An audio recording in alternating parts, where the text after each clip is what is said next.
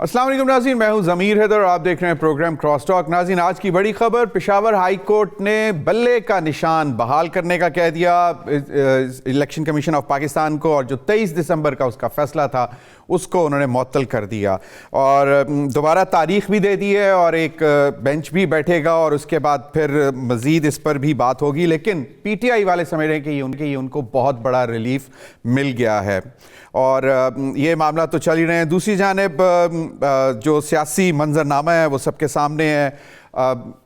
कुछ PMLN के अंदर की कहानियाँ निकल के सामने आ रही हैं, कुछ अंदरूनी इख्तलाफात सामने आ रहे हैं और कहा यह जा रहा है कि सीट एडजस्टमेंट का जो मामला था उसमें अभी कोई भी हतमी फ़ैसला नहीं किया गया, ख़ास तौर पर PMLN का IPP के साथ और PMLQ के साथ। पाकिस्तान पीपल्स पार्टी कुछ दिनों से बहुत कंफर्टेबल होती नज़र आ रही है और आज बल्कि मैं पढ़ रहा था कि शर्जील मेमन साहब की एक स्टेटमेंट सामने आई थी कि नून लीग की सरगर्मियों से लग रहा है कि वो इंतखाबात से खुश नहीं हैं। ये शर्जील मेमन साहब का कहना है। नासिर हुसैन शाह साहब ने बड़ा वेलकम किया पेशावर हाई कोर्ट के फ़ैसले को और उन्होंने कहा कि सबको मौका मिलना चाहिए। और इन्हीं तमाम मामलात पर बात करने के लिए मेरे साथ मौजूद हैं मज़हर अब्बास साहब, किसी तारुफ के मोहताज नहीं, सीनियर जर्नलिस्ट, कॉलमिस्ट, एनालिस्ट। बहुत बहुत शुक्रिया मज़हर अब्बास भाई आपके वक्त का।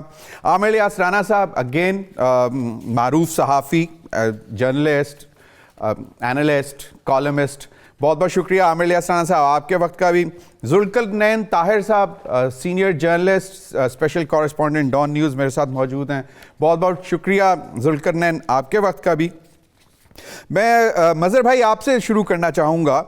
मज़हर भाई, एक तो आप ये क्या देख रहे हैं कि ये कोई बहुत बड़ा रिलीफ मिल गया है पाकिस्तान तहरीक इंसाफ को, या इससे कम से कम मोरल तो उनका चढ़ जाएगा, बूस्ट हो जाएगा? और लग ऐसा रहा था कि जब नॉमिनेशन पेपर्स जमा कराए जा रहे थे कि जी शायद उनको इतना नंबर नहीं आएगा, लेकिन एक बहुत साइजेबल नंबर सामने आया है जिन्होंने नॉमिनेशन पेपर्स जमा करवाए हैं। अब स्क्रूटनी भी शुरू हो गई है, बल्कि कराची के एक MPA थे फिरदौस शमीम नकवी साहब, उनका मैं देख रहा था, खबर कहीं चल रही थी कि उनको दोपहर तक मालूम था कि उनके नॉमिनेशन पेपर्स एक्सेप्ट हो गए हैं स्क्रूटनी में, और शाम को उनको खबर आई कि जी वो रिजेक्ट हो गए हैं और अब उनका शायद कोई 3 या 4 तारीख लग भी गई है अदालत में।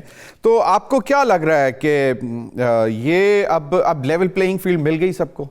देखिए, अभी इसके इम्तिहान और भी हैं। अभी ये स्टे जो होता है वो एक टेम्प्रेरी रिलीफ होता है। बाद औक़ात स्टे बहुत प्रोलॉन्ग कर जाता है। नॉर्मली स्टे के माने ये होते हैं कि स्टेटस को बरकरार रहे। तो अभी इस वक्त तो ज़ाहिर है PTI के लिए रिलेटिवली एक टेम्प्रेरी रिलीफ ही कहेंगे, क्योंकि अभी बेंच बैठेगी, बेंच बैठ के क्या फ़ैसला करती है, उसके बाद सुप्रीम कोर्ट क्या फ़ैसला करती है। जो फाइनल रिलीफ इस तरह के मामलात में होता है वो तो सुप्रीम कोर्ट से ही होता है कि सुप्रीम कोर्ट अब क्या फ़ैसला देती है इसमें। तो हमारे यहाँ मसला इस वक्त ये हो गया क्योंकि अदलिया का इतनी ज़्यादा पिछले चंद सालों में पोलिटिसाइज हुई है अदलिया, कि बिल्कुल ऐसा होता है कि अदालत अपनी अपनी फ़ैसले अपने। तो ये जो सूरत हाल बनती है कि आज का फ़ैसला किसी के हक़ में जाता है तो वो उसकी तारीफ़ कर देता है, कल फ़ैसला उसी के ख़िलाफ़ आता है तो वो उसकी वो हो जाता है। तो लेकिन ये कि इस वक्त जो सिचुएशन है कि कल जब इलेक्शन कमीशन का कुछ दिनों 2-3 पहले इलेक्शन कमीशन का फ़ैसला आया था, तो ज़ाहिर है PTI ने काफ़ी अरसे से एक नैरेटिव बिल्ड किया हुआ था अगेंस्ट द इलेक्शन कमीशन और चीफ इलेक्शन कमिश्नर। तो फ़ैसला जब आया है ये, तो अभी PTI के सेलिब्रेट करने का दिन है। कल क्या होगा हमें नहीं पता, कि कल अगर ये फ़ैसला रिवर्स हो जाता है तो फिर PTI के पास क्या ऑप्शन होगा। ज़ाहिर है उनके पास प्लान B और C होंगे प्लान उसके अंदर। लेकिन ये इस वक्त एक पॉलिटिकल अनसर्टेनिटी है, एक गैर यकीनी सियासी सूरत हाल है। इलेक्शन में महीना भर रह गया है, लेकिन एक गैर यकीनी सूरत हाल है जो जाने नहीं पा रही। ऐसा लगता है कि सिर्फ जो आखिरी 15 दिन होंगे इलेक्शन के, उसमें हमें इलेक्शन की क्लैरिटी नज़र आएगी। लाहौर का स्मोक भी कम हो जाएगा 15-13 जनवरी तक, तो हमें लाहौर की क्लैरिटी भी नज़र आएगी, पंजाब की क्लैरिटी नज़र आएगी उसके अंदर कि जी कौन कौन फाइनल कैंडिडेट्स हैं। अभी तो आज के दिन तक तो ये भी नहीं पूरी बज़ाहिर तो ज़ाहिर है मुस्लिम लीग नून के उम्मीदवार नवाज शरीफ हैं वज़ीर आज़म के, लेकिन एक एम्बिग्यूटी अभी भी मौजूद है कि नवाज शरीफ साहब ही हैं या कोई और है। नवाज शरीफ साहब के बारे में अभी सुप्रीम कोर्ट का एक फैसला पेंडिंग है, जो 2 जनवरी को लगा हुआ है। ये चीज़ बज़ाहिर तय लग रही है। जी वही मैं कह रहा हूँ कि एक चीज़ बज़ाहिर जो अभी तक नज़र आती है वो ये कि इमरान खान शायद इस रेस में ना हो और पीटीआई इस रेस में हो। अब पीटीआई बल्ले के निशान के साथ अगर रेस में होती है तो उसको काफ़ी फ़ायदा होगा, उसमें बल्ले के निशान के साथ नहीं होती तो काफ़ी नुकसान होगा। काफ़ी नुकसान इस लिहाज से होगा कि उनके पास रिज़र्व सीट्स फिर उनके पास नहीं होंगी, उनके पास चाहे ख़वातीन माइनॉरिटीज़ इन सीट का फिर आगे जाके सेनेट के इलेक्शन में उनके लिए होगा। फिर इलेक्शन में अगर आज़ाद उम्मीदवार भी लड़ते हैं तो आज़ाद उम्मीदवार को बहरहाल किसी न किसी पॉलिटिकल पार्टी में ज्वाइन होना होता है, सही। वो उनके लिए एक बड़ा चैलेंज होगा क्योंकि हॉर्स ट्रेडिंग बहुत ज़्यादा होती है आज़ाद उम्मीदवारों के हवाले से। तो पीटीआई के लिए अभी कंप्लीट क्लियर पिक्चर नहीं है। पीपल्स पार्टी क्या एम कर रही है? पीपल्स पार्टी एम इसलिए कर रही है और वो डायरेक्टली इनडायरेक्टली पीटीआई को सपोर्ट इस लिहाज से कर रहे हैं कि अगर पीटीआई भी मैदान में होती है, पीएमएलएन भी मैदान में होती है और पीपल्स पार्टी भी मैदान में होगी तो जो सिचुएशन बनेगी ज़्यादा स्प्लिट मैंडेट वाली सिचुएशन बनेगी। उस स्प्लिट मैंडेट में पीपल्स पार्टी समझती है कि सिंध से वो मैक्सिमम सीटें जीतकर एक ऐसी बार्गेनिंग पोजीशन में आएंगे कि किसी के साथ बैठकर भी वो हुकूमत का हिस्सा बन सकते हैं। सही। अभी तक जो आज की सिचुएशन उसके लिहाज से मुझे यही सूरत हाल नजर आ रही है। आमिर यास राना साहब, दिलचस्प चीज़ें रोज़ाना की बुनियाद पर सामने आ रही हैं और मामलात चल भी रहे हैं। सीट एडजस्टमेंट की बात हो रही थी, मैं सुन रहा था आईपीपी के लोग कुछ कह रहे थे कि जी अभी मामला ख़त्म नहीं हुए हैं, पीएमएलएन के साथ मामला अभी चल रहे हैं। लेकिन फिर इतलात कुछ ऐसी भी आना शुरू हुई ज़राए के हवाले से कि शायद पीपल्स पार्टी भी आईपीपी को अप्रोच करना चाह रही है पंजाब के हवाले से, और क्योंकि साउथ पंजाब उनका बड़ा क्लेम था पीपल्स पार्टी का, लेकिन जब जहांगीर खान तरीन साहब ने आईपीपी बनाई तो वो ज़रा वहाँ पे भी डगमगा गए। तो अब शायद वो दोबारा उनकी तरफ रुजू करना चाह रहे हैं ताकि मामला तो, और वो एक जरदारी साहब का एक चाम भी है। पीएमएलएन के क्वार्टर्स में कुछ थोड़ी सी बेचैनी, और ये बेचैनी तब से शुरू हुई जब सरफराज बुगटी साहब बाप के बजाय पीपल्स पार्टी में ज्वाइन कर जाते हैं बलूचिस्तान से, और फिर जिस तरह आसिफ अली जरदारी साहब के नाराज़ अरकान जो उनके जो रहे हैं, उनके वज़ीर भी रहे हैं, उनको अभी अब दोबारा मनाना शुरू कर दिया, वो भी मान रहे हैं, तो उससे भी शायद कुछ। तो आपको क्या लगता है कि ये अभी खींचा तानी जोड़ तोड़ अभी चलेगा, यहाँ ये सिर्फ हम भूल जाएं 8 फरवरी के बाद ही होगा जो भी होगा? नहीं जी, ये बिल्कुल मदर साहब ने जो आपको अक्कासी की, ये बिल्कुल इसी तरह ही चलना है। हमारे यहाँ मसला लोगों का ये हो गया है कि वो इलेक्शन अगर याद नहीं करते पिछले, तो वो तज्जिया नई बुनियाद पे कर देते हैं। अगर 2013 की इलेक्शन मुहिम को देखें, 2018 की देखें, पार्टियों की टिकट की तकसीम को देखें, तो ऐसा कभी नहीं होता कि ये जनाब इतने इतने हफ्ते पहले टिकटें अनाउंस हो जाए। हमेशा हर पार्टी अपने पत्ते छुपा के रखती है। पीएमएलएन का कल पार्लिमानी बोर्ड का आखिरी इजलास होगा अभी तक जो तय हुआ है, और उसके बाद जितनी बोर्ड के अंदर सिफारिशात आई हैं उस पर खबरें भी आ रही हैं, लड़ाई झगड़े सब इख्तलाफ राय चौक में हो रहे हैं ना, कुछ छुप के नहीं हो रहे। यानी इतने सारे लोग बैठते हैं मीटिंग में और सबकी राय ली जाती है, तो होना भी यही चाहिए। कोई वो तो नहीं है डिक्टेटरशिप कि आपने लिया है, आप लोगों से पूछ रहे हैं, लोगों ने आपको पैसे दिए हैं और आप इंटरव्यू कर रहे हैं, बहुत अच्छी बात है। उसके अंदर सब लोग अपनी राय देते हैं। अब वो अगर साथ साथ टिकटें अनाउंस कर दें तो जितने एक हल्के से मुख्तलिफ पोटेंशियल कैंडिडेट हैं उनके पास राह बन जाएगी। और ये सिर्फ पीएमएलएन के लिए नहीं, ये हर उस जमात में जहां पे ज्यादा कैंडिडेट होते हैं फिर उनके लिए ऑप्शन होते हैं कि हम कहां जाएं, वक्त बचता है। तो कोई जमात इस तरह वक्त नहीं देती किसी को भी। पहले तो वो आपको पता है ना, सबने हल्फिया बयान दे के सबको कहा गया है कि आप जमा करा दें और फिर आप वापस करेंगे कागजात जब आपको टिकट मिलता है, और नहीं मिलता है तो आप लोग उसी हिसाब से फैसले करेंगे। तो पीएमएलएन दिसंबर के अब एंड में, आज 26 तारीख को हम बात कर रहे हैं, जनवरी में नवाज शरीफ के 25-28 जलसे भी तय किए हुए हैं, मरियम के अलग किए हुए हैं उन्होंने, शहबाज शरीफ के अलग किए हुए हैं। और जब कैंडिडेट अनाउंस हो जाएंगे, बहुत सारे लोगों को तो पता है और उनकी तैयारियां भी शुरू हैं, लेकिन वो अलग ऐलान तब होगा जब टिकट पार्टी से होगा। तो फिर जलसे भी वही मैनेज करते हैं ना, कोई बाहर से तो आके नहीं जलसे करते। अब अगर आपको गुजरांवाला, फैसलाबाद, मुल्तान, पिंडी, भावलपुर जलसे करने हैं तो वहां पे जहां 3-3, 4-4 कॉन्स्टिट्यूएंसी है, सरगोदा है, डिविजनल हेडक्वार्टर कर लेना। पंजाब में जैसे 9 है, फिर केपी में है, फिर सिंध में उन्होंने एक जलसा करना है, बलूचिस्तान में अगर जाना है, तो वो सारे अरेंजमेंट कैंडिडेट्स के साथ होते हैं, हवा में नहीं होता। पहले लाहौर में जो जलसा हुआ उसमें तो सारों को आया ना कि अगर हमने इलेक्शन लड़ना है तो हमें इलेक्शन जितवाने के लिए उस लीडर की कामयाबी भी चाहिए, उसके लिए वो हो गया। अब आप आगे चलें कि जी पीपल्स पार्टी के लिए जैसे सरफराज बुगटी का नाम आपने लिया, सरफराज बुगटी को पता था कि पीएमएलएन और बीएपी में चीफ मिनिस्टर के बहुत कैंडिडेट हैं। उन्होंने अपनी कैलकुलेशन बनाई कि मेरी मूव बनती है तो पीपल्स पार्टी से बनती है। पीपल्स पार्टी और नून लीग आपस में जितना मर्जी लड़ें, ये ऊपर से और अंदर से एक है। इनकी लीडरशिप में आपको कोई ये बयान शायद आप देखें ना, बिलावल साहब जो बयान दे रहे हैं, वो 4 दिन पहले कह रहे थे हुकूमत जाने से कि शहबाज शरीफ जैसा वजीर आज़म होना चाहिए। मतलब उनको ये ख्याल ही नहीं है कि मैं क्या करता हूं। और अगले रोज वो राणा साहब बिल्कुल सही फरमाया, और अगले रोज वो फरमा रहे थे कि जनाब अब मैं सीख चुका हुआ हूं। और अगर वो जो एक अंग्रेजी की कहावत भी उन्होंने सुनाई, बिल्कुल आपने सही फरमाया। आपने फरमाया कि 30-40 जलसे मियाँ नवाज शरीफ साहब के, इसी तरह मियाँ शहबाज शरीफ साहब के, मरियम नवाज साहिबा के भी जलसे तैयार हो गए। तो बिल्कुल सही है। जुल्करनैन, एक अब इसमें सवाल आता है कि साबिक वजीर आला हमजा शहबाज साहब के जलसों का जिक्र शायद पता नहीं राणा साहब भूल गए हैं या अभी वो शेड्यूल नहीं हुए, तो आपको क्या नज़र क्या आ रहा है? क्योंकि आपकी बड़ी इंसाइट है जो इस वक्त चल रहा है पंजाब की सियासत के हवाले से और ओवरऑल पार्टी पोजीशन के हवाले से। जी थैंक यू ज़मीर साहब। देखें, जो हमजा साहब का आपने पूछा, प्राइमरीली तो वो क्राउड पुलर नहीं है। पहले तो इसलिए उनके जलसे कभी भी उस तरह से प्लान नहीं होते। लाइक मरियम नवाज के हवाले से, she is a crowd puller, तो हमेशा से वो निकलती हैं। तो अगर आप आ जाएँ हमजा के ऊपर, तो अभी जो लेटेस्ट है तो वो उन्होंने तायाजान से अभी कंप्लेन की है कि जनाब आप पार्टी वर्कर्स को, जो ओल्ड पार्टी वर्कर्स हैं, उनको आप उस तरह से प्रेफरेंस नहीं दे रहे। जो फर्स्ट लिस्ट इन्होंने निकाली है जनरल सीट के ऊपर, तो अभी इंटरव्यूज चल रहे हैं ना, उसका तो डिसाइड होना है। लेकिन जो रिजर्व सीट है, स्पेशली वुमेन रिजर्व सीट, उसके ऊपर अच्छा खासा इख्तलाफ आया है। और हमजा ने पार्लियामानी बोर्ड में इसकी बात की है कि कम से कम 4 से 5 ऐसी वर्कर्स हैं जिनको आपने इग्नोर किया है, जो कि लास्ट उसमें थी, लास्ट असेंबली में, प्रोविंशियल एंड नेशनल। इस मरतबा आपने इग्नोर कर दिया क्योंकि आप ज़्यादा प्रेफरेंस दे रहे हैं।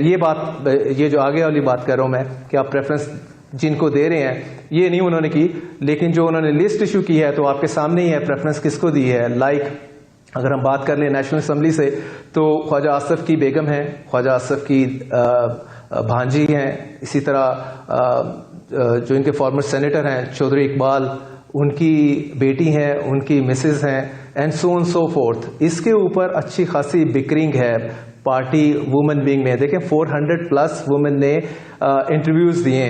जाहिर है सभी को तो सीटें नहीं मिलनी। अगर 58 नॉमिनेशन पंजाब से जानी है पंजाब असम्बली के लिए और 20 नेशनल असम्बली के जानी है, तो लेकिन उसमें जो आपको ज्यादा नजर आएंगे तो वही यही influential families of the PML Noon और अगेन जो जिनका पूरा एक पॉलिटिकल क्लाउड है। आप प्योरली वर्कर आपको कहीं नहीं मिलेगा इस सारी उसमें लिस्ट में। अगर मे बी आप 2 या 3 नाम अगर पीएमएल नून वाले लेंगे तो पता चलेगा वो डाउन द लिस्ट हैं, तो डाउन द लिस्ट पे तो चांस बिल्कुल कम रह जाता है।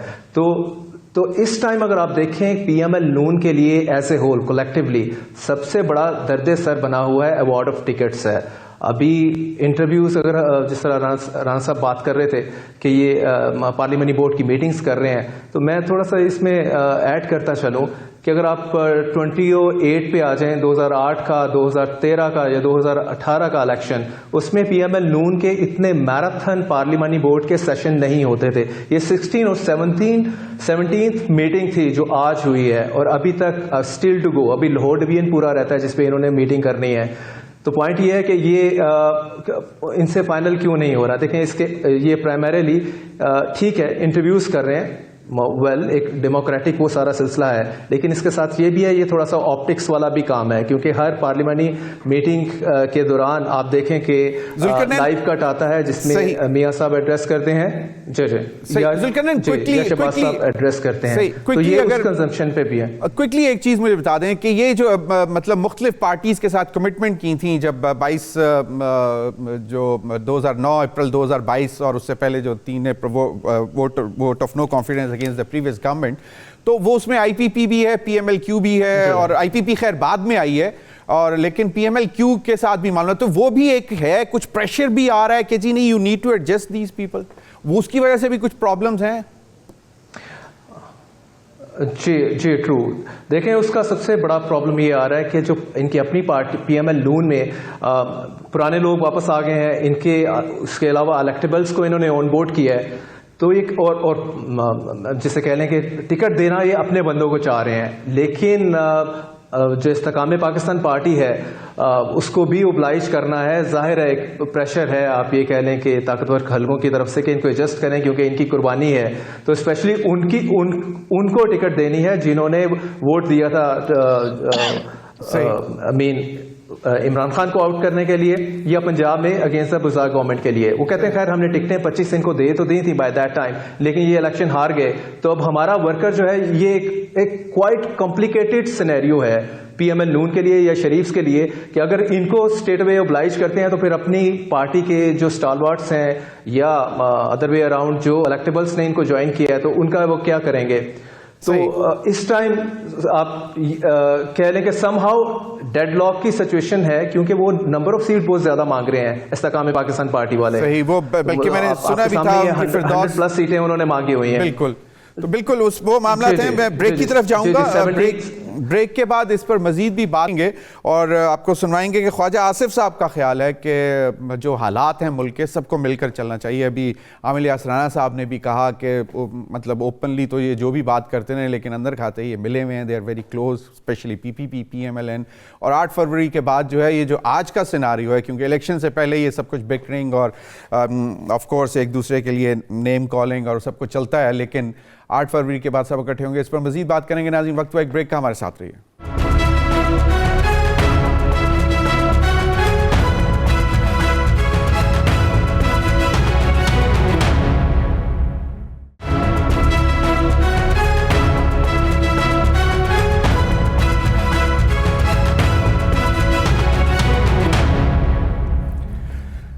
वेलकम बैक नाज़रीन।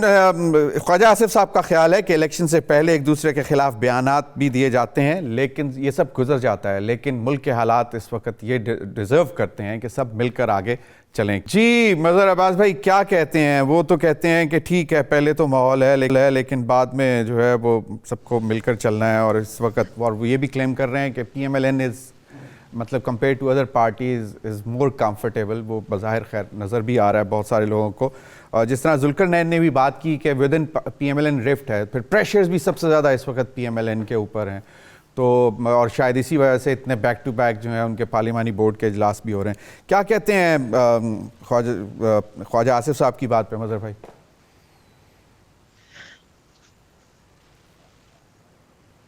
देखिए ज़मीर, ये जो सिचुएशन है, मैं तो टू बी वेरी ऑनेस्ट, मैं कभी भी इत्तेहाद की इलेक्टोरल पॉलिटिक्स का हामी नहीं रहा हूँ, और उसकी बड़ी बेसिक सी वजह है कि ये सब कहने की बातें होती हैं। आप कोई भी एक पार्टी हो, आमतौर पे देखा ये गया है कि अगर दो पार्टियों का इत्तेहाद होता है, अनटिल अनलेस वो एक के निशान के तहत इलेक्शन ना लड़ें, एक जमात के तौर पे इलेक्शन ना लड़ें, जिस तरह हमने PNA में देखा था कि PNA ने या IJI ने एक निशान के तहत इलेक्शन लड़ा था। सारी पार्टीज एक तरीके से मर्ज हो गई थी उस लिहाज से, और एक इंतखाबी निशान था, 88 में भी एक इंतखाबी निशान था। जब आप इत्तेहाद करते हैं ना, तो आपका जो सपोर्टर और वोटर होता है, क्योंकि स्ट्रॉन्ग आइडियोलॉजिकल पार्टीज तो है नहीं, तो आपका जो वोटर होता है वो इंटरेस्टेड नहीं होता, वो सिर्फ इंटरेस्टेड इसमें होता है जब उनकी पार्टी का कैंडिडेट हो उसमें। वरना ठीक है, एक सिंबॉलिक ज़रूर होता है कि सिंबॉलिकली आपने किसी को और को सपोर्ट कर दिया, एडजस्ट कर लिया, आपने उनके मुकाबले में कैंडिडेट नहीं खड़ा किया। लेकिन अगर कैंडिडेट नहीं खड़ा किया तो इसके ये माने नहीं होते कि आपका जो सपोर्टर है वो जाके उस इत्तेहादी के कैंडिडेट को वोट दे। बहुत कम इसके बिल्कुल सही। चांसेस होते हैं। मजहर भाई, ये एक बहुत चीज बेहतर होता जो है मुझे याद आ रही है, अगर- जो सबसे बड़ी अंडरस्टैंडिंग लेटली हमने देखी, वो 2008 के इंतखाबात से पहले चार्टर ऑफ डेमोक्रेसी और उसके बाद फिर दोनों बड़े जफ्फियां डाल के बैठे और वो चंद महीने भी इकट्ठे ना चल सके। तो लेकिन ये 16 महीने हमने देखा, क्योंकि एनिमी वाज द वन, तो वो फिर जो है वो against one, they were all together पिछले 16 महीने। उस तनाजुर में अब अगर देखा जाए कि जो ख्वाजा आसिफ साहब ने भी बात की कि जो मतलब देखिए 2008 में अगर ये साथ चलते, और जाहिर है एक ही इशू उस वक्त था जो कॉन्फ्लिक्ट का बना, वो इफ्तिखार चौधरी साहब की बहाली थी।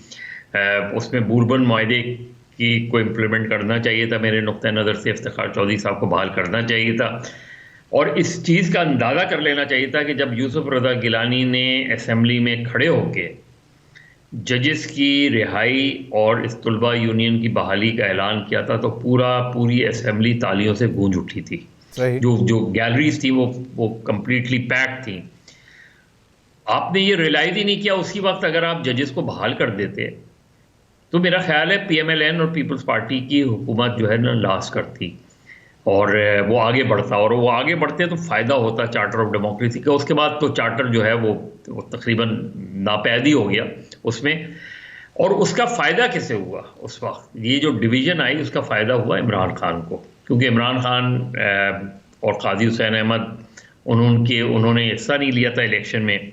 सही। पहले तो नवाज शरीफ भी उसी इत्तेहाद का हिस्सा थे, लेकिन फिर निकल गए थे।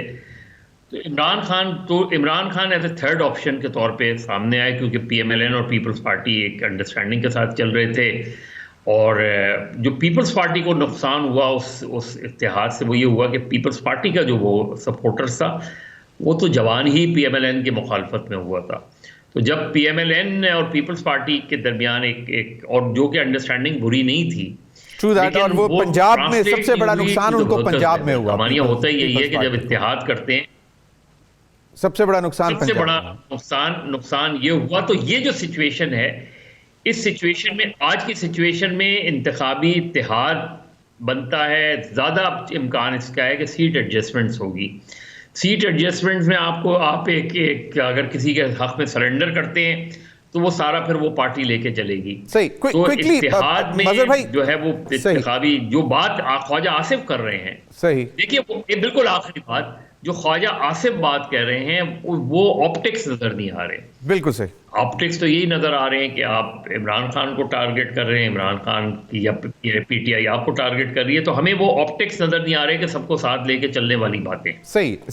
क्विकली एक चीज मुझे बता दें कि आपको क्या लगता है कि पाकिस्तान पीपल्स पार्टी अब पंजाब में थोड़ा सा अपना रीगेन करने के लिए IPP को अप्रोच करेगी, PMLQ के पास जाएगी? वुड जरदारी साहब प्ले हिज चार्म अगेन? बिल्कुल करेंगे, क्यों नहीं करेंगे। जाहिर है अगर PMLN से उनके मामलात नहीं तय हुए IPP के, तो पीपल्स पार्टी तो मैक्सिमम IPP को दे सकती है, इसलिए कि पीपल्स पार्टी का अपना कोई बहुत ज्यादा बड़ा स्टेक पंजाब में उस लिहाज से नहीं है। ठीक। और पीपल्स पार्टी अगर सदर्न पंजाब में IPP को सपोर्ट करेगी, वो करेगी, तो उन्हें फायदा होगा उसमें। सही। आमिर इलियास राना साहब, जो बात की ख्वाजा आसिफ साहब ने, यकीनन एक है तो सही, और आपका भी ये ख्याल था कि शायद ये मतलब सब इकट्ठे हो जाएंगे, लेकिन जो मजहर साहब ने बात की कि ये आइडियल सिचुएशन नहीं होती। हमने एग्जांपल देख ली 2008 के बाद, फिर एक बड़ी पार्टी को, पीपल्स पार्टी को, एक पूरे सूबे से 8 के बाद 13 में कम हुए और 13 के बाद 18 में और भी ज़्यादा कम हो गए पीपल्स पार्टी। तो आपको क्या लगता है कि ये वर्केबल सिचुएशन हो सकती है आफ्टर 8 फरवरी? देखें, मैं तो बिल्कुल क्लियर हूं इस मामले पे कि ये होगी, इसमें कोई शुबा ही नहीं है। और जो बात आप IPP के हिसाब से सीट एडजस्टमेंट की कर रहे थे, लेकिन आप उन 20 लोगों को भूल गए जो PTI के नाम पे अपोजिशन में बैठे थे और उनके साथ शहबाज शरीफ साहब ने वादे किए हुए थे टिकटों के। ठीक है, वो मसला PMLN के लिए है, IPP बिल्कुल मसला नहीं है।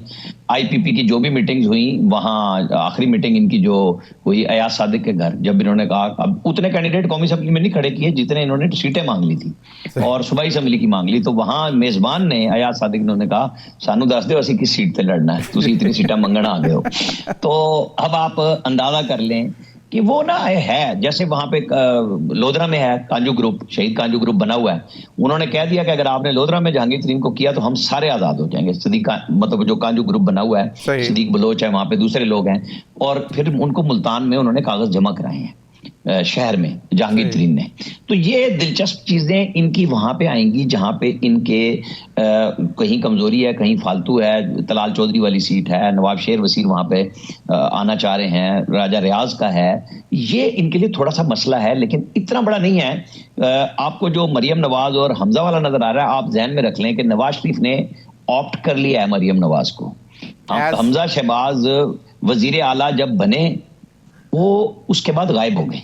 सही, उनकी फैमिली की वजूहत हो, कुछ भी हो, लेकिन वो उनका टाइम पाकिस्तान से बाहर गुजरा। वो अगर उस वक्त असल्ट करते, वो पंजाब में नजर आते तो बहुत अच्छा होता। अब मरियम नवाज की जो नाम कुछ आए भी हैं खवातीन के, वो एक फैमिली के अंदर है कि जी इस ग्रुप का हिस्सा आ गया, उसका नहीं आया। तो ये तो चलता ही है कि जब किसी को मौका मिलता है तो वो अपना चांस लेता है। जब हमजा वजीर आला थे और मरियम नवाज के साथ जलसे हो रहे थे और वो वजीर आला के तौर पर बाद में करते थे, तो लोग उठ के चले जाते थे, क्योंकि लोग तो मरियम नवाज के लिए आते थे ना। और मरियम नवाज ने ही अपनी वालदा की तरह, जैसे उन्होंने मुशर्रफ दौर में किया, तो इस पिछले टेन्योर में तो मरियम नवाज निकली ना बाहर। सही, जब उनको पाकिस्तान के तमाम मीडिया पे बैन था कि आपने नहीं दिखाना, वो सोशल मीडिया पे कर रही थी कंपेन, तो उन्होंने लोगों के साथ क्राउड पुलर वाला काम हुआ। तो वो जलसे इसलिए उनके होंगे। हमजा शहबाज लाहौर के अंदर बिल्कुल करेंगे, नहीं है ये बात कि वो अपने वालिद को छोड़ जाएंगे या नाराज हो जाएंगे। ये इजहार पब्लिकली जब होता है ना, तो ये सबसे अच्छा होता है। एक होती है कि बैक बाइटिंग हो रही है, मैदान में नहीं हो रही। वो लाहौर शहर को चलाने वाले हैं, वो सूबे पे हुक्मरानी अपने वालिद के दौर में करते रहे हैं। वो डीसीओज की तमाम लाइव मीटिंग डीपीओज की किया करते थे, सबके साथ बातें करते थे। लेकिन इनका जो गैप आया है उसमें थोड़ा सा मसला आया। अब जो चल रहा है ना ये जल्द से जुलूस, वो चूंकि शहबाज शरीफ को भी चुनिंदा जगह पे जाना है। मरियम नवाज ज्यादा जाएंगी, सबसे ज्यादा नवाज शरीफ के जलसे होंगे, फिर मरियम के होने हैं, और शहबाज शरीफ के कुछ जगहों पे जहां पे होगी गुंजाइश वहां पे उनको भेजा जाएगा। आमिर इलियास राना साहब, क्विकली जरा, आपने कहा कि मरियम नवाज साहिबा को चूज कर लिया गया एज सीएम पंजाब और she will be given some slot in federal government. देखिए मैं आपको बताऊं, ये तो मैं और आप इसमें कर सकते हैं बात, रिजल्ट आएंगे ना 8 फरवरी को, फिर बहुत सारी चीजें क्लियर होंगी। लेकिन मरियम नवाज के साथ सूबाई असम्बली में मरियम औरंगजेब ने भी मखसूस नशिस्त हासिल की है। वो तो जनरल इलेक्शन पे जा रही हैं, तो ज्यादा ये बात नजर आ रही है कि नवाज शरीफ चाहेंगे कि शहबाज शरीफ उनके साथ मरकज में हो और नीचे मरियम नवाज की ट्रेनिंग बन जाए, अगर उनकी बात बनती है। क्योंकि पार्टियां तो इस तरह ही चलती है ना, जैसे बाप बेटा जरदारी और वो बिलावल भुट्टो चल रहे हैं कि मैं सदर आप वजीर आजम, वो मौलाना फजल रहमान के बंदे कहते हैं हम सदर बन जाएंगे। ये हर पार्टी की राय है ना। इमरान खान के लोग चाहते हैं कि वो इतना अच्छा जीत जाएं कि कल को वो अपने लीडर को दोबारा ले आए। इसमें बहुत टाइम है। 13 फरवरी को जब निशान मिल जाएंगे, कैंडिडेट वापस किसके करेंगे टिकट, जो मैंने पहले भी कहा कि वो 2018 में लोगों के टिकट वापस कराए गए थे नून के, अभी वो टाइम आना है। और वो जब ओवर हो जाएगा, फिर आपको जलसे, जुलूस, मीटिंग्स, एक हल्ला गुल्ला नजर आएगा। और उसमें मुझे आज के दिन तक, कुछ लोग कह रहे हैं कि बातचीत हो रही है, लेकिन मुझे PTI further cut to size होती नजर आ रही है। सही, बिल्कुल। जुल्करनैन, आपने गुफ्तगू सुन ली। अब आयशा गौस पाशा साहिबा का भी मुझे नाम याद आया, शायद उनका भी नाम नहीं है, तो वो तो मामलात हैं। लेकिन आपको क्या लगता है कि कितने प्रेशर्स हैं अब विद इन फैमिली या विद इन पीएमएल नहीं, मतलब वैसे उसके अलावा जिस तरह आमिर इलियास राना ने कहा कि टिकट एलोकेशन और फिर पीटीआई भी कट टू साइज हो रही है, लेकिन कोई फियर है बल्ले का निशान वापस मिलने का, अगर अंदिया मिलता है, रिलीफ मिलता है? देखिए मेरा ख्याल पीएमएल नून क्वाइट सेटिस्फाइड है वो इस चीज़ को लेके कि it is coming to power, क्योंकि मेरे इनके जो इंटरनल क्वार्टर्स में बात हुई है वो very much confident, very much clear about it कि जो मतलब वो गवर्नमेंट में आ रहे हैं और आगे चल के गवर्नमेंट में मतलब कौन किसके पास पोजीशन क्या होगी, ये चीज़ें भी डिस्कस हो चुकी हैं। ये अगर 12-13 जमातों का दोबारा अलायंस पीडीएम जैसे उसी तरह का, जी बिल्कुल वही आप कह लें, कौमी गवर्नमेंट माइनस पीटीआई वाला सीन होगा।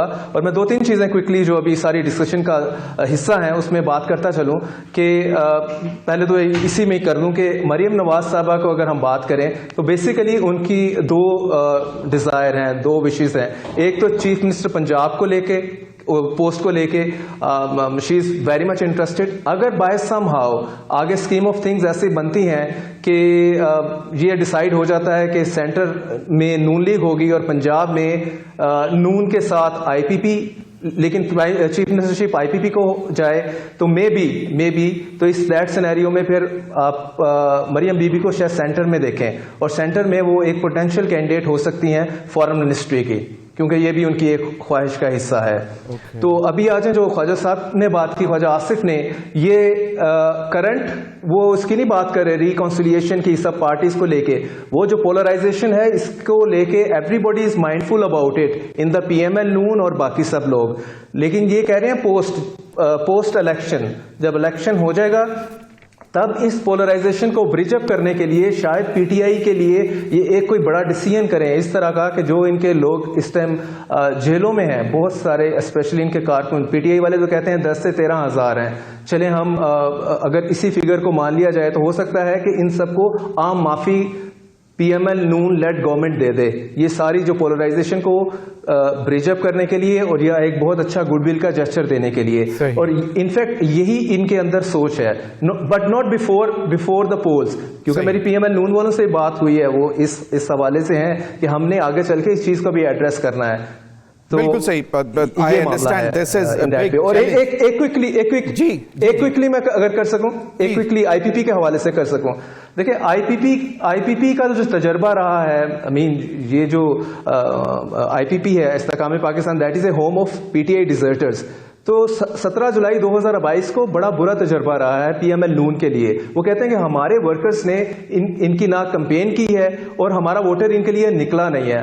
अगर हम अभी इनको टिकट दे देते हैं, ठीक है, बाय सम प्रेशर या टू oblige समवन की विश को oblige करने के लिए टिकट दे देते हैं, तो वो कहते हैं कि ये सिचुएशन रिपीट हो सकती है, तो हमें बड़ा केयरफुल होना चाहिए।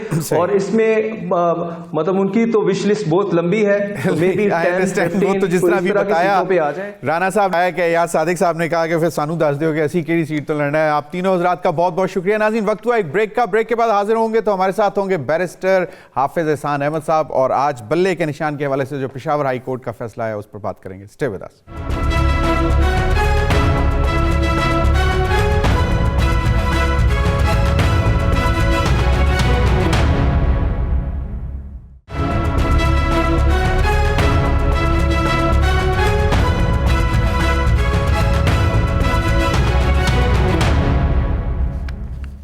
वेलकम बैक नाज़रीन, हमें ज्वाइन किया है हाफिज एहसान अहमद साहब ने, सीनियर वकील हैं, माहिर कानून हैं, और हम इनको अक्सर तंग करते रहते हैं। हाफिज साहब बहुत बहुत शुक्रिया। हाफिज एहसान अहमद साहब, एक तो ये बात बताएं, पेशावर हाई कोर्ट का जो आज फैसला आया है जिसमें इलेक्शन कमीशन का 23 दिसंबर का जो फैसला था उसको उन्होंने मुअत्तल कर दिया, और जो बल्ले का निशान है वापस पीटीआई को देने के लिए उन्होंने हदायत जारी कर दी हैं। साथ साथ उन्होंने कहा कि डिवीजनल बेंच भी छुट्टियों के बाद तश्कील किया जाएगा और अगली समात तक जो फैसला है वो मुअत्तल कर दिया गया। तो इसको कितना बड़ा रिलीफ देखते हैं आप पीटीआई के लिए, या अभी जो है वो पीटीआई को इतने शादियाने इस पर नहीं बजाने चाहिए? बिस्मिल्लाहिर्रहमानिर्रहीम। ज़मीर भाई, आपका बहुत शुक्रिया। मैं 3 चीज़ों की तरफ तवज्जो दिलाना चाहूँगा अपना, चूँकि एक बड़ा लीगल एक मैटर है जो पेशावर हाई कोर्ट के अंदर आया है। नंबर 1 ये है कि पेशावर हाई कोर्ट ने आज जो प्रोसीडिंग्स कंडक्ट की है वो उनका जो जर्नली हाई कोर्ट के अंदर, पेशावर हाई कोर्ट के अंदर, सिंध हाई कोर्ट के अंदर और बलूचिस्तान हाई कोर्ट के अंदर जितनी भी कॉन्स्टिट्यूशनल पिटिशंस को फाइल किया जाता है उसका फ्रॉम डे 1 जो है, या फर्स्ट हियरिंग से डिवीजनल बेंच जो है उन हियरिंग को सुनता है। सिर्फ इस्लामाबाद हाई कोर्ट और लाहौर हाई कोर्ट के अंदर ये प्रैक्टिस है, उनके जो high court rules and orders हैं कि जिसके अंदर जो कॉन्स्टिट्यूशनल जुरिस्डिक्शन है उसके अंदर जो जनरली जो है वो हाई कोर्ट के सिंगल जजेस जो हैं वो उन केसेस को सुनते हैं। तो आज जो उन्होंने सुना है वो एक जो अपनी एस्टैब्लिश प्रैक्टिस है या उनका high court rules and orders हैं जिसके अंदर डिवीजन बेंच सुनते हैं, उससे ज़रा हट के वो बात की है। नंबर 2 उसके अंदर ये है कि जब 5 मेंबर्स बेंच का एक फैसला इलेक्शन कमीशन ऑफ पाकिस्तान का जो 23 दिसंबर का मौजूद था, तो उस वक्त अप्रोप्रिएट ये था कि इलेक्शन कमीशन ऑफ पाकिस्तान को नोटिस कर दिया जाता और उन्हें कहा जाता कि आप जवाब को सबमिट करें और उसके बाद अगली प्रोसीडिंग्स जो है उसको कंडक्ट करवाया जाता। चाहे उसके सस्पेंशन के अंदर, आज सिर्फ नोटिस जारी करके, तो जिस तरह आज उन्होंने कहा है कि इस मामले को अब डिवीजन बेंच सुनेगा तो उधर भेज दिया जाता तो लीगली ज़्यादा अप्रोप्रिएट आना था। अब तीसरा उस चीज़ के अंदर ये है कि क्या आज की जो इलेक्शन कमीशन ऑफ पाकिस्तान की 23 दिसंबर की जजमेंट आई है उसको सस्पेंशन करने से पीटीआई को लीगली कोई फ़ायदा हुआ है? तो लीगली फ़ायदा उसके अंदर पीटीआई को बिल्कुल नहीं हुआ, चूँकि इलेक्शन कमीशन ऑफ पाकिस्तान का जो 23 दिसंबर का ऑर्डर था उसके अंदर 3 चीज़ों के ऊपर बात की गई थी। नंबर 1 ये है कि इलेक्शन कमीशन ऑफ पाकिस्तान ने ये कहा कि जो प्रोसेस सेक्शन 206 के मुताबिक था वो पीटीआई ने नहीं किया, ना अपने कॉन्स्टिट्यूशन को फॉलो किया, ना सेक्शन 206 को फॉलो किया, और उसके अंदर उन्होंने 3 चीज़ों जिनकी तरफ इशारा किया अपने ऑर्डर के अंदर, उसको पीटीआई ने इलेक्शन कमीशन ऑफ पाकिस्तान के आगे कंसीड किया। नंबर 1 उन्होंने कंसीड ये किया कि जो हमारे इलेक्शन 2 दिसंबर 2023 को हुए हैं उसके अंदर जो हमने इलेक्शन कमिश्नर को अपॉइंट किया है उसका प्रोसेस जो था उसके अंदर लीगली फ्लॉज थे और इनकॉम्पिटेंट था। और नंबर 2 ये है कि चूंकि वो इनकॉम्पिटेंट था उसकी जो जुरिसडिक्शन जो दी गई थी as a chief election commissioner PTI के इलेक्शन के लिए वो उनके पार्टी के जनरल सेक्रेटरी ने दी थी। तो पार्टी के जनरल सेक्रेटरी की भी जो अपॉइंटमेंट थी वो पीटीआई के कॉन्स्टिट्यूशन के मुताबिक नहीं थी। और तीसरा इस चीज के अंदर एडमिशन ये आया कि इलेक्शन कमीशन ऑफ पाकिस्तान के रिकॉर्ड के मुताबिक आज भी जो है वो एक और शख्स हैं जो पीटीआई के इलेक्शन कमिश्नर्स हैं। अब इन 3 बुनियादें के ऊपर जो था वो एक फैसला आया कि पीटीआई जो है उसने सेक्शन 206 के मुताबिक प्रोसेस भी पूरा नहीं किया, सेक्शन 208 के मुताबिक, और जो उन्होंने सेक्शन 209 के अंदर जो एक रिक्वायरमेंट है सेक्शन 209 1 और 2 के अंदर कि आपने एक पार्टी हेड ने सर्टिफिकेट जमा करवाना होता है इलेक्शन कमीशन ऑफ पाकिस्तान को कि हमने ये रिक्वायरमेंट्स जो हैं वो पूरी कर ली हैं, और उसके बाद इलेक्शन कमीशन ऑफ पाकिस्तान 7 दिन के अंदर अंदर जो है 209(3) के अंदर एक सर्टिफिकेट इशू करता है कि ये आपकी रिक्वायरमेंट्स ठीक है, और उसके बाद जो है उसको अपनी वेबसाइट के ऊपर पब्लिश करता है, और पब्लिश करने के बाद जो है सेक्शन 215 के नीचे उस पार्टी का जो इलेक्शन सिंबल जो है उसके अंदर कंटिन्यूटी आती है। अब ये चीजें जो है आज की सस्पेंशन जो है वो पीटीआई को इस सस्पेंशन जो है वो फायदा नहीं देगी, क्योंकि सस्पेंशन के अंदर तो सिर्फ वो प्रोसेस है जिसके अंदर उन्होंने 209 से इनकार किया है कि हम इशू नहीं करेंगे। अब उसके अंदर जो अगली चीज ये है कि अब हाई कोर्ट जो है पहला जो है कि जब डिटेल हेयरिंग आएगी पीटीआई का जो सेक्शन 209 1 और 2 के नीचे प्रोसेस है उसको सर्टिफाइड करेगी अगर उन्हें परमानेंट रिलीफ मिलना होगा, और दूसरा इलेक्शन कमीशन ऑफ पाकिस्तान को कहेगी कि आप 209 3 के नीचे आप सर्टिफिकेट इशू करें, और तीसरी एक डायरेक्शन आएगी सेक्शन 215 के मुताबिक आप इनको इलेक्शन सिंबल्स की कंटिन्यूटी जारी रखें। अगर ये तीनों चीजें इस ऑर्डर के अंदर या अगला जो डिटेल ऑर्डर है उसके अंदर जब हेयरिंग्स करके आएगी तो पीटीआई को फायदा नहीं होगा। दूसरा अप्रोप्रिएट ये था कि पेशावर हाई कोर्ट को वेट करना चाहिए था कि आज सिर्फ नोटिस कर देते उन्हें इलेक्शन कमीशन ऑफ पाकिस्तान को, चूंकि इलेक्शन सिंबल्स के मुतालिक जो फैसला हो रहा है वो होना है आपकी 13 जनवरी 2024 को, कि जब सारी पॉलिटिकल पार्टीज को कहा गया है कि आप अपने इलेक्शन सिंबल्स जिन आपने पार्टी के लोगों को नॉमिनेट किया उस हल्की कॉन्स्टिट्यूंसीज के लिए उनको पार्टी का हेड या जनरल सेक्रेटरी एक सर्टिफिकेट देगा, और वो सर्टिफिकेट रिटर्निंग ऑफिसर के पास जाएगा और उस सर्टिफिकेट की बुनियाद के ऊपर इलेक्शन सिंबल जो है जारी कर दिया जाएगा। तो टाइम अभी उसके अंदर 14-15 दिन थे। इसके अंदर पेशावर हाई कोर्ट ने हेस्ट का किया है, लेकिन बावजूद इस चीज को मान भी लिया जाए कि आज उसका जो आया है तो उसके अंदर यह है कि आज का जो सस्पेंशन ऑफ जजमेंट आई है उसका लीगली जो है वो पीटीआई को कोई फायदा नहीं है, क्योंकि ना इलेक्शन कमीशन ऑफ पाकिस्तान को इस ऑर्डर के अंदर पाबंद किया गया। सही। हाफिज ज़ैनब साहब एक चीज़ और बताएं, जो जिन 14 बंदों ने इलेक्शन कमीशन में दरखास्त दी थी और जो वो क्या वो इस फैसले के जो अभी जो फैसला आया इसको वो दोबारा चैलेंज भी कर सकते हैं पेशावर हाई कोर्ट में कि जनाब ये तो आपने हमारी दरखास्त जो गई थी इलेक्शन कमीशन में उसके ऊपर फैसला आया था और इन बुनियादों पर हमने ये दरखास्त दी थी और वो जाली जो है इंट्रा पार्टी इलेक्शन हुआ था, तो वो इन लोगों में से कोई दोबारा जा सकते हैं पेशावर हाई कोर्ट में फैसले के खिलाफ? नहीं, वो तो ये है कि वो उस प्रोसीडिंग्स का हिस्सा बन सकते हैं, लेकिन जो इम्पोर्टेंट चीज़ है कि वो जो सारे जितने भी लोग हैं वो मैटर नहीं करते। मैटर इसके अंदर सिर्फ इलेक्शन कमीशन ऑफ पाकिस्तान करता है। मैटर इसके अंदर जो आपका इलेक्शन एक्ट या इलेक्शन रूल्स जो 2017 के वो मैटर करता है, या पीटीआई का अपना कॉन्स्टिट्यूशन कहता है। अगर ये तीनों चीज़ों की रिक्वायरमेंट आ जाती है तो ये सारे जो अशखास हैं ये एलियंस हैं। अब ये जो दरखास्तें भी एक्सेप्ट की गई हैं ये किसी की एक कंटेंशंस पे नहीं की गई, बल्कि ये कहा गया है जो इलेक्शन कमीशन ऑफ पाकिस्तान का ऑर्डर आया है कि आपने अपने कॉन्स्टिट्यूशन जो है, जो हमें अमेंडेड कॉन्स्टिट्यूशन दिया है, उसके मुताबिक आपने प्रोसेस नहीं किया। जब उसके मुताबिक प्रोसेस नहीं किया तो फिर आपने सेक्शन 206 की वायलेशंस की है। तो जब मैंने 206 की वायलेशन की है तो जो सेक्शन 209 के नीचे आपका सर्टिफिकेट आया है, हम उसको एक्सेप्ट नहीं करते। और जब हम एक्सेप्ट नहीं करते तो जो हमें लीगली रिक्वायर्ड है कि हमने सेक्शन 209(3) के नीचे एक सर्टिफिकेट देना और वेबसाइट पे देना है जिसका कॉन्सिक्वेंस 215 के मुताबिक इलेक्शन सिंबल है, वो हम जारी नहीं करेंगे। तो ये जो बुनियादी तौर पे मैटर जो है as a regulator between the election commission of Pakistan and a political party है, इन अशखास का इस प्रोसीडिंग से ताल्लुक नहीं है। ये सिर्फ जाके वहां पे बने। अगर ये ना भी होते तो इलेक्शन कमीशन ऑफ पाकिस्तान अपने लेवल पे इन चीजों को डिसाइड कर सकता है। और इलेक्शन कमीशन ऑफ पाकिस्तान की भी जो डिस्क्रिप्शन है वो बड़ी लिमिटेड होती है। और वो लिमिटेड ये है कि क्या उस पार्टी ने अपने कॉन्स्टिट्यूशन के मुताबिक जो है वो इलेक्शन करवाया है या नहीं करवाया। इलेक्शन कमीशन उसको देखता है और उस प्रोसेस को पीटीआई ने इलेक्शन कमीशन ऑफ पाकिस्तान के सामने कंसीड किया है कि हमने वो प्रोसेस जो है वो पूरा नहीं किया। और यही बहुत बड़ा लीगल चैलेंज जो है वो पीटीआई के लिए डिटेल हियरिंग्स के अंदर आएगा, चूंकि फैक्ट फाइंडिंग जो है वो कॉन्स्टिट्यूशनल जुरिसडिक्शन के अंदर नहीं आ सकती। उसका प्रेरोगेटिव जो है वो एक कॉम्पिटेंट फोरम है। और ये फैक्ट फाइंडिंग जो आई है वो पीटीआई की एडमिशन है before the election commission of Pakistan. तो बहुत बड़ा सीरियसली जो है आगे जाके मुश्किलात होंगी पीटीआई के लिए बिफोर द हाई कोर्ट, और अगर मामला सुप्रीम कोर्ट ऑफ पाकिस्तान में जाएगा। सही, तो इसका मतलब है कि डिविजनल बेंच जब कायम कर लिया जाएगा उसका फैसला भी अगर वो जो पीटीआई के हक में आता है तो वो अगेन फिर सुप्रीम कोर्ट में भी चैलेंज हो सकता है। तो ये 13 जनवरी तक तो सिंबल अलॉट होने ही वो अब सुप्रीम कोर्ट के जी 13 जनवरी तक होने नहीं, 13 जनवरी से पहले नहीं होने और 13 जनवरी के बाद नहीं होने।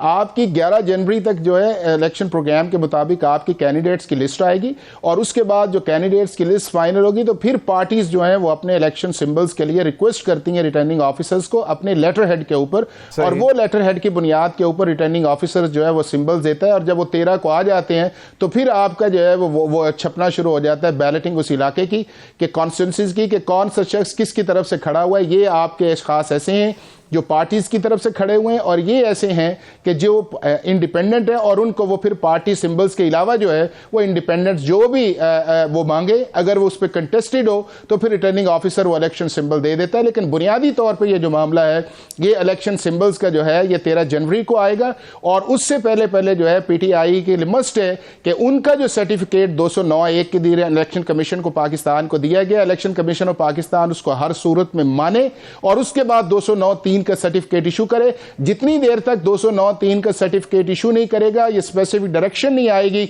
उतनी देर तक पीटीआई को इलेक्शन सिंबल जो है सेक्शन 215 के मुताबिक नहीं मिलेगा। अब बहुत सारी चीज़ें उन्होंने कहा कि जी एक इसमें एक तो ये कि बिल्कुल निक ऑफ टाइम पे जाके डिसीजन लिया गया जिसमें एक कोई इल इंटेंशन नज़र आती है, मेलाफाइडी नज़र आती है against one party and that is PTI, जो आज उनके वकला ने वहाँ पे कंटेस्ट किया है कि तो ये इस चीज़ पर भी ऑनरेबल जजेस ने कमेंट्स दिए। उन्होंने कहा कि जी आप पहले भी कहलवा सकते थे, बहुत देर से ये मामला चल रहे थे।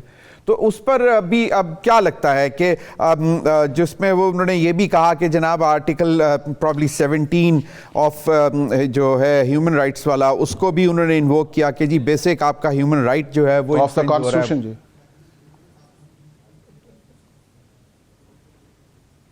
ज़मीर भाई इस तरह यह है कि आर्टिकल 17 जो है वो पाकिस्तान के अंदर पाकिस्तान के हर शख्स को ये राइट देता है कि आप पार्टी बनाएं या किसी पार्टी को ज्वाइन करें, लेकिन वो साथ ये कहता है कि वो लॉज जो उससे रिलेटेड है आपने उसको कंप्लाई विद करना है। अब ये जो मामला है इलेक्शन कमीशन के पास ये 2021 से चल रहा है और इसके ऊपर 2022 से इनके खिलाफ शो कॉज नोटिस भी चल रहे हैं।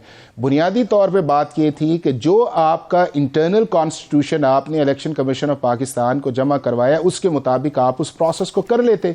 और आप मेरा ख्याल ये है कि प्रॉब्लम ये आई थी कि चूँकि दूसरी पार्टीज़ जो थी वो हमेशा ज़्यादा नॉमिनेशंस पे जाती हैं और वो इलेक्शंस नहीं करवाती, तो पीटीआई जो है शायद ये नहीं चाहती थी कि हम नॉमिनेशंस पे अगर जाएंगे तो हमें ये कहा जाएगा कि आप हमेशा से बात करते कि पार्टी के अंदर इलेक्शंस नहीं आने चाहिए। तो वो चीज़ें चलती उस ड्रैग की सतह पे चली गई कि जब उनके पास कोई ऑप्शन नहीं था कि आप नॉमिनेशंस के अंदर ही जाएं। और अब भी आप देखें कि 2 दिसंबर वाले जो आए हैं उसके अंदर नॉमिनेशंस आई हैं और उस उस नॉमिनेशंस के अगेंस्ट कोई शख्स खड़ा ही नहीं हुआ, और जब वो खड़ा नहीं हुआ तो बात उस हद तक तो ठीक थी, लेकिन जो बात आगे गई है उस चीज़ के अंदर ये था कि किसी भी सूरत लीगली जो है वो पीटीआई को इलेक्शन कमीशन ऑफ पाकिस्तान के सामने कंसीड नहीं करना चाहिए था। वो अपने उस प्रोसेस के मुताबिक स्टिक रहते, इलेक्शन कमीशन को डिसाइड करने देते वो क्या है, तो फिर जाके मेला फाइडी वाली बुनियाद थी वो आनी थी। अब एक तरफ आप ये कहते हैं कि इलेक्शन कमीशन ऑफ पाकिस्तान की मेला फाइडे है, और दूसरी तरफ आप ये कहते हैं कि हमने इलेक्शन का जो प्रोसेस है जो हमारे कॉन्स्टिट्यूशन के मुताबिक है वो हमने पूरा नहीं किया। तो इन दोनों सूरतों के होते हुए रिलीफ जो है वो लेना बड़ा मुश्किल है, और यही चीज जो है वो हाई कोर्ट के अंदर जब इलेक्शन कमीशन ऑफ पाकिस्तान जाएगा वो हाई कोर्ट करेगा, हाई कोर्ट के सामने रखेगा, तो इसी बुनियाद के ऊपर हाई कोर्ट फैसला करेगी कि क्या एडमिशन की बुनियाद के ऊपर भी किसी इंस्टीट्यूशंस की मेलाफाइडी होती है या नहीं होती। ये बहुत बड़ा क्वेश्चन होगा, बहुत बड़ा क्वेश्चन मार्क है। एक और चीज पीटीआई की जानिब से बैरिस्टर गौहर साहब ने आज एक पिटीशन दायर की है सुप्रीम कोर्ट में, and that concerns level playing field, और उसमें जो है उन्होंने इस्तदा की है ऑनरेबल सुप्रीम कोर्ट से कि जनाब वो इलेक्शन कमीशन को हदायत दें, सेक्रेटरी इलेक्शन कमीशन को, कि वो लेवल प्लेइंग फील्ड फ्राहम करें।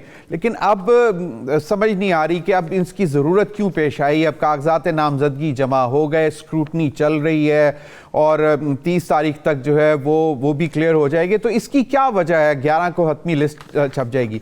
अब उनको फियर्स क्या हैं इसमें कि वो मुख्तलिफ किस्म की उन्होंने बातें की हैं कि जी वो जो तजवीज़ कुनंदा है, तायद कुनंदा है, वो उसको इंतखाबी जो इस वक्त अमल है उसके दौरान हरासा ना करे इलेक्शन कमीशन या कोई भी, और जो जिस तरह हो रहा है ये क्या, मुझे इसका ज़रा थोड़ा सा एक्सप्लेन करें ना कि अब भी ये क्यों उनको ज़रूरत पड़ी है, क्योंकि अब तो सब कुछ हो गया और लेवल प्लेइंग फील्ड तकरीबन मेरे ख्याल में हर एक को अब मैसर है। देखें, ये है कि 22 तारीख को ये पटिशन फाइल हुई थी, 23 दिसंबर को सुप्रीम कोर्ट ऑफ पाकिस्तान ने उस पटिशन को सुना और साथ ही इलेक्शन कमीशन ऑफ पाकिस्तान को भिजवाया कि आप उनके जो कंसर्न्स हैं उनको एड्रेस करें, और वो जो भी कंसर्न्स हैं वो डेफिनेटली आज 26 तारीख को है, 2 दिन का इसके अंदर टाइम आया है। तो उसके अंदर इम्पॉर्टेंट ये है कि जहाँ पे भी इस तरह के इश्यूज़ आएँ जो नॉमिनेशन पेपर से आएँ या उनके जो प्रपोजर्स सेकेंडर्स हैं, चूँकि होता ये है कि स्क्रूटनी के टाइम भी जो आपके प्रपोजर या सेकेंडर्स होने उनकी प्रेजेंस जो है वो अगर इलेक्शन कमीशन ऑफ पाकिस्तान का जो अपॉइंटेड रिटर्निंग ऑफिसर मान ले तो उसकी प्रेजेंस का होना ज़रूरी है, और अगर वो नहीं आती तो इसका मतलब बाज़ दफ़ा ये इन्फ्लुएंस अदरवाइज ड्रॉ किया जाता है। तो फ्री फेयर ट्रांसपेरेंट इलेक्शन के लिए इलेक्शन कमीशन ऑफ पाकिस्तान को हर स्टेप लेना चाहिए, और जितनी भी पोलिटिकल पार्टीज़ इंक्लूडिंग पीटीआई उनके जेन्युइन लीगल इशूज़ जो है उनको कंसर्न्स को एड्रेस करना ज़रूरी है, चूँकि आपके मुल्क के अंदर जो इलेक्शन होने जा रहा है उसकी क्रेडिबिलिटी के लिए इंपॉर्टेंट ये है कि मिनिमम स्टैंडर्ड्स जो है उसके ऊपर सारी पॉलिटिकल पार्टीज मुत्तफिक हों।